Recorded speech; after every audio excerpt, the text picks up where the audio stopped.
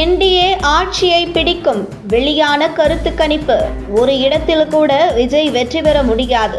தமிழக சட்டசபை தேர்தலுக்கான தேதி அறிவிக்கப்பட்டு தேர்தல் களம் பரபரப்பாக இருந்து வரும் நிலையில் வரும் சட்டசபை தேர்தலில் எந்தெந்த கட்சி எத்தனை தொகுதிகளில் வெற்றி பெறும், ஆட்சியை பிடிக்கப் போவது யார் என்கிற கருத்து கணிப்புகள் வெளியாகியுள்ளது. அந்த வகையில் நடக்க இருக்கும் மேற்கு வங்கம் மற்றும் தமிழகத்தில் நடைபெற இருக்கும் சட்டசபை தேர்தலில் வெற்றி வாய்ப்பு யாருக்கு உள்ளது என்கிற கருத்து கணிப்புகளை பார்ப்போம்.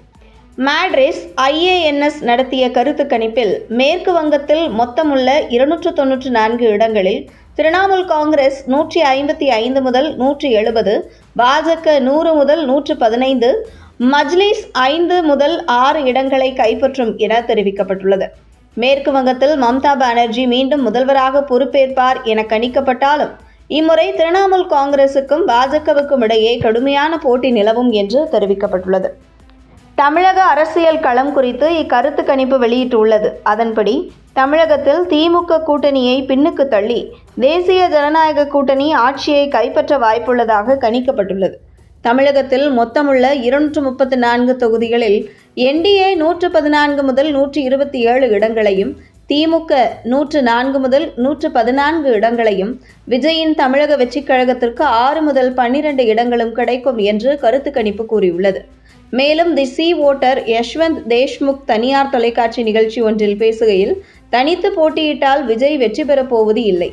ரஜினிகாந்த் அரசியலில் நுழைய முற்பட்ட போது நாங்கள் நடத்திய சர்வேயில் 16 முதல் 17% வாக்குகள் பெறுவார் என்பது தெரிந்தது. விஜய் 15-16% தாண்டப் போவது இல்லை. தனித்து போட்டியிட்டால் ஒரு தொகுதியில் கூட விஜய் வெல்லப் போவது இல்லை. ஒருவேளை கூட்டணி அமைத்தால் மிக பெரும் திருப்பு முனையாக இருக்கும். அதிமுக திமுக இடையே வாக்கு சதவிகிதம் 5%க்கும் கீழ்தான் உள்ளது. எனவே விஜய் அதிமுகவுடன் கூட்டணி சேர்ந்தால் முற்றிலும் வேறுபட்டதாக களம் மாறிவிடும். ஆனால் அவர் தொடர்ந்து தனித்தே போட்டியிட்டால் பிரசாந்த் கிஷோர் கதிதான் விஜய்க்கு ஏற்படும். 15% வாங்கினால் கூட அவரால் வெல்ல முடியாது என்று சி ஓட்டர் யஷ்வந்த் தேஷ்முக் கூறினார். பிரபல தேர்தல் வியூக வகுப்பாளரான பிரசாந்த் கிஷோர் ஜன்சுராஜ் என்ற பெயரில் தனி கட்சி தொடங்கினார். பெரும் எதிர்பார்ப்புகளுக்கு மத்தியில் பீகார் சட்டமன்ற தேர்தலில் தனித்து களம் கண்ட ஜன்சுராஜ் ஒரு இடத்தில் கூட வெற்றி பெறவில்லை. பிரசாந்த் கிஷோரே படுதோல்வியை சந்தித்தார். வெறும் 3.44% வாக்குகளே பிரசாந்த் கிஷோர் பெற்றார். இதே நிலைதான் தமிழகத்தில் விஜய்க்கு ஏற்படும் என கூறப்படுகிறது.